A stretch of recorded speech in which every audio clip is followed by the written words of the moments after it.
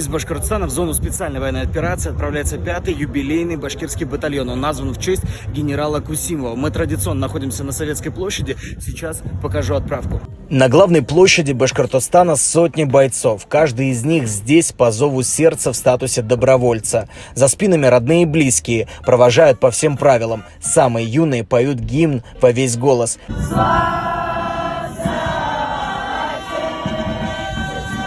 И ведь неспроста. Перед маленькими юноармейцами живой пример чести и доблести.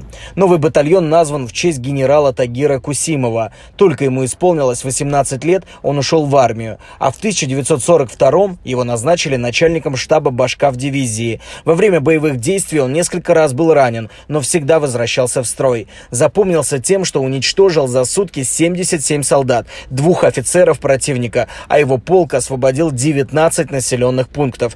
Герой Советского Союза,